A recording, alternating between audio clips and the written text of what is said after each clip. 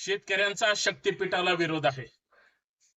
उद्ध्वस्त शेतकरी करायचा आहे कारण अदानीचं घर भरायचंय.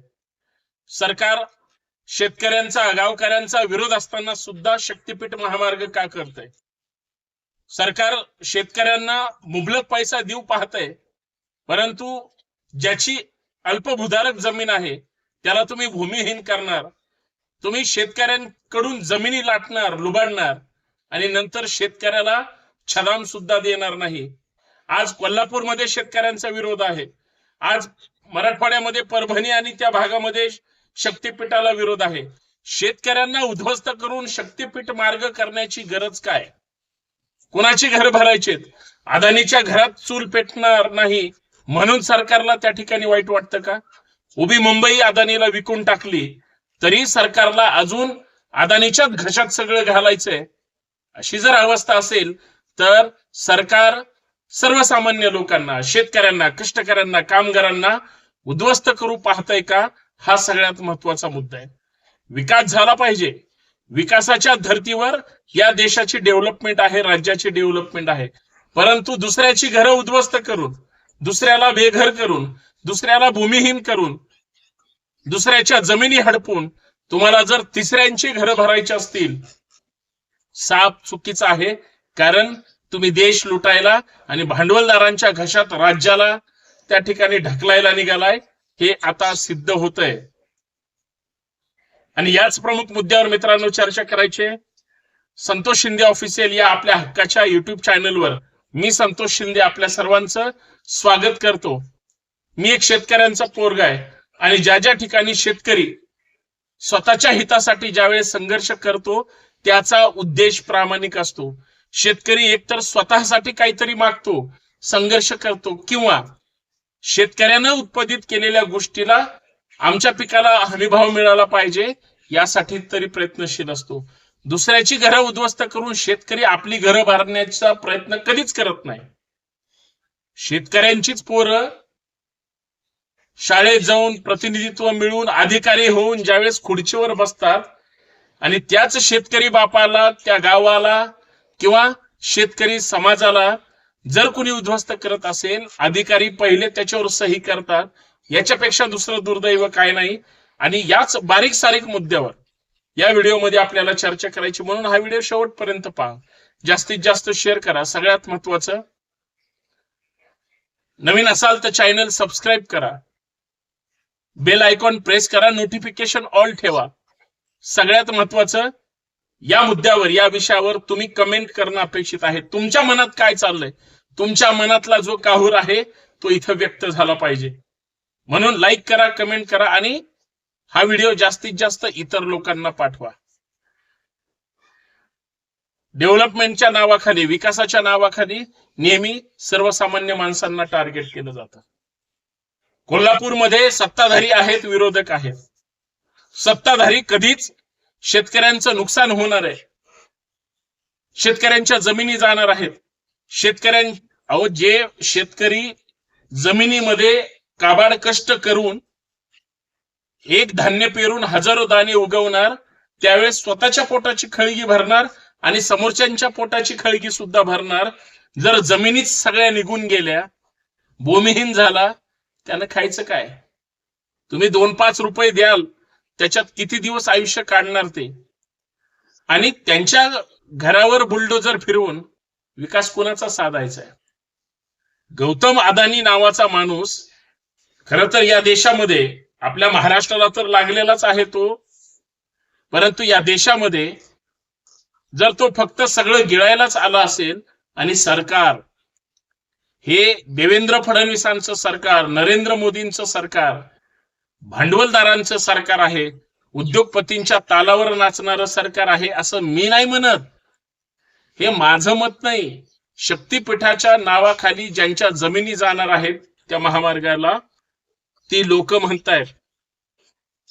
जसं मी आत्ताच म्हणालो की सत्ताधाऱ्या लोकांना वाईट वाटत नाही का? कोल्हापूरमध्ये आज नाही म्हणलं तरी गेली 1-1.5 वर्ष झालं शक्तीपीठ महामार्गाला विरोध करण्यासाठी तिथले विरोधी बाकावरचे, अर्थात ज्यांच्याकडे सत्ताच नाही पण जमिनी आहेत, ती लोक म्हणतायत आमचा याला कडाडून विरोध आहे.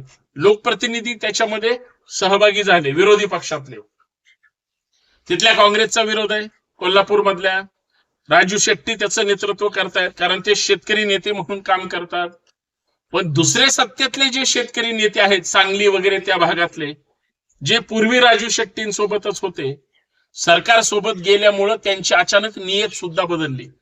आता शेतकरी उद्ध्वस्त झाला काय, बेचिराग झाला काय, चिरडून खपला काय, त्या दीडदमडीच्या शेतकरी नेत्यांना आता दुःख वाटत नाही.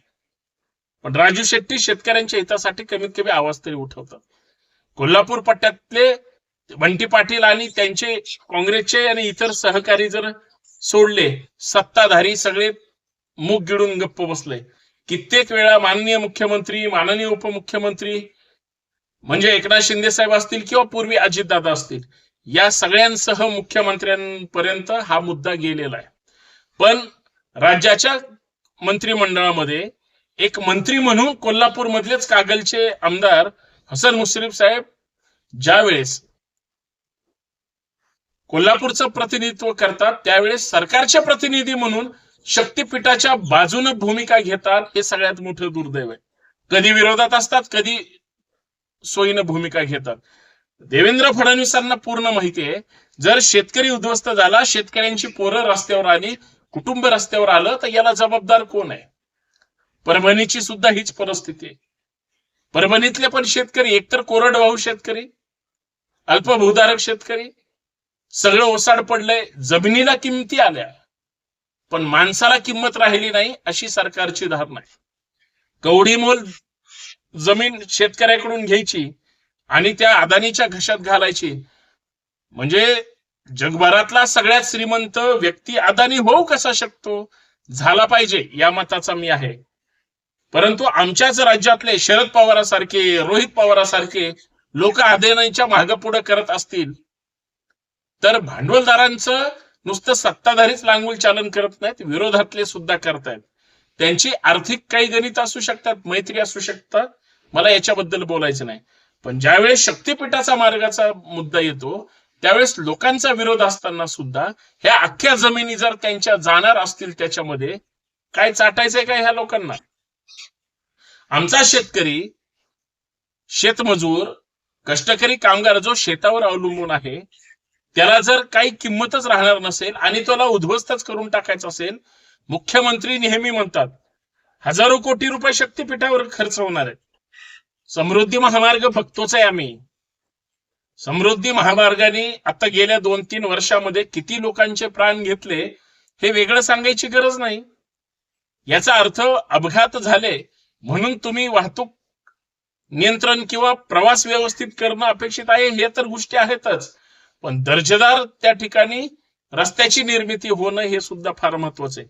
निकृष्ट दर्जाची कामं झाली, खड्डे पडले किंवा रस्ता खचला, त्याच्यामुळे जे काही रस्त्यामध्ये असमतोल निर्माण होतो, त्याच्यातून अपघात होतात आणि मग ज्या गोष्टी नको पाहिजे त्या होतात.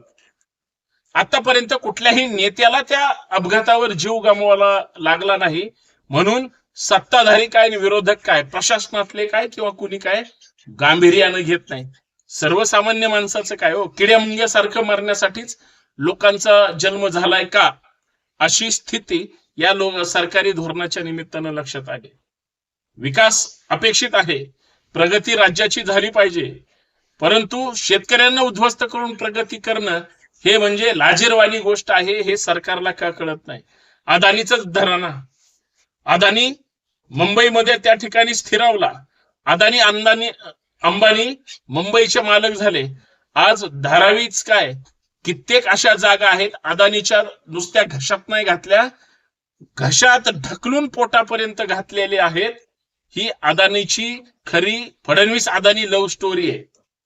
आणि फडणवीस अदानी लव्ह स्टोरी ही त्यांच्या आर्थिक गणिताचं दुकान आहे. लोकांचं काय त्याच्यामध्ये?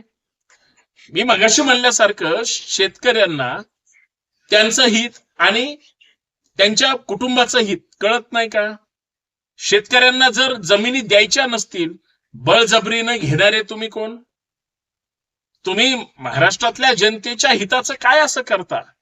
सगळीकडे भ्रष्टाचार बोकळला, घाणेरडं राजकारण बोकळलं, सुडाचं राजकारण त्या ठिकाणी मस्तवाल झालंय आणि फक्त नेत्यांना धमकवायचं.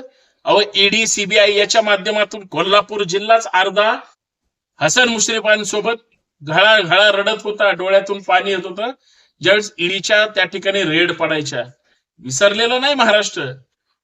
पक्ष बदलल्यासारखं भूमिका बदलली आणि विरोधी पक्षातले सत्ताधाऱ्यांसोबत गेल्यानंतर आता गप्प बसून हसन मुश्रीफ सारखी माणसं जर त्या शक्तीपीठाला पाठिंबा देत असतील, गप्प बसत असतील किंवा तोंड देखली भूमिका घेत असतील तर ही सगळी शुद्ध फसवणूक आहे, हे सुद्धा विसरता कामा नये.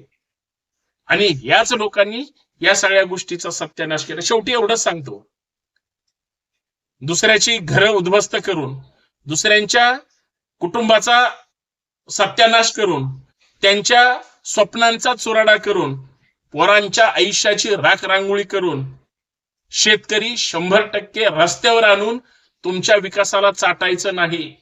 तुमचा विकास म्हणजे भांडवलदारांची घरं भरण्याचा राष्ट्रीय कार्यक्रम आहे. अदानी उपाशी मेला नाही पाहिजे, अदानीची लोक श्रीमंत राहिले पाहिजे.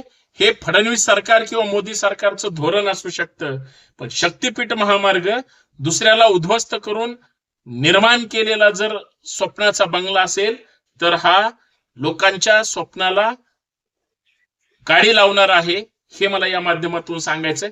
याबद्दल शक्तीपीठ शेतकऱ्यांना उद्ध्वस्त करून नको, तर शेतकऱ्यांना सोबत घेऊन शेतकऱ्यांच्या विश्वासाला पात्र ठरवून त्या ठिकाणी केला गेला पाहिजे. विकासाच्या विरोधात मी नाही, पण दुसऱ्याचा हिरावून जर विकास होणार असेल त्याला माणुसकी म्हणत नाही, हे माझं मत आहे. तुमचं काय मत आहे शक्तीपीठाच्या बाबतीत नक्कीच कमेंट करून सांगा. कदाचित तुम्हाला माझी भूमिका पटणार असेल तरी सांगा, पटणार नसेल तरी सुद्धा तुम्ही व्यक्त झालं पाहिजे, एवढीच माफक अपेक्षा आहे. आणि हा व्हिडिओ इतरांना शेअर करा. सगळ्या शेतकऱ्यांच्या पाठीशी, सगळ्या लढणाऱ्यांच्या पाठीशी हा संतोष शिंदे आहे. एवढंच. जय शिवराय.